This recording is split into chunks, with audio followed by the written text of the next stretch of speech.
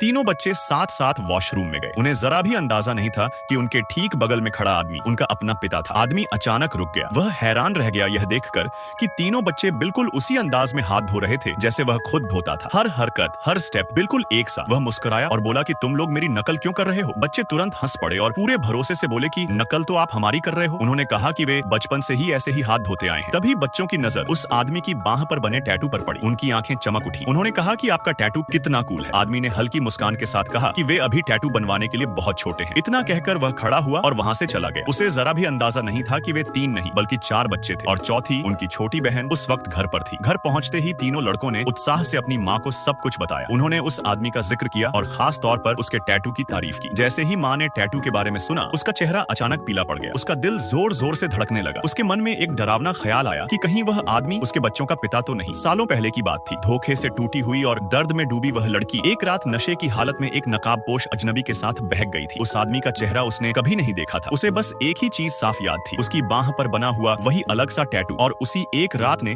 उसकी पूरी जिंदगी बदल दी थी। उसने 4 प्यारे बच्चों को जन्म दिया था। डर के कारण वह हमेशा बच्चों को समझाती थी कि किसी भी टैटू वाले आदमी से दूर रहना। उसे डर था कि अगर बच्चों के पिता को सच्चाई पता चल गई तो वह उनसे उनके बच्चे छीन सकता है। कई साल बाद वह महिला एक नौकरी के इंटरव्यू के लिए गई और किस्मत ने एक बार फिर अपना खेल खेला। वह गलती से उसी आदमी से टकरा गई। वह उसे पहचान नहीं पाई, लेकिन आदमी ने उसे पहली नजर में पहचान लिया। वह आदमी उसी कंपनी का सीईओ था। उसने बिना कोई सवाल किए अपने असिस्टेंट को आदेश दिया कि उस महिला को तुरंत उसकी सेक्रेटरी के तौर पर रख लिया जाए। उसी शाम कंपनी डिनर के दौरान जब वह महिला प्राइवेट रूम से बाहर निकली तो सामने वही सीईओ खड़ा था। इस बार उसके चेहरे पर मास्क था। जैसे ही उसकी नजर उसकी बाह पर बने टैटू पर पड़ी, उसका पूरा शरीर कांप उठा।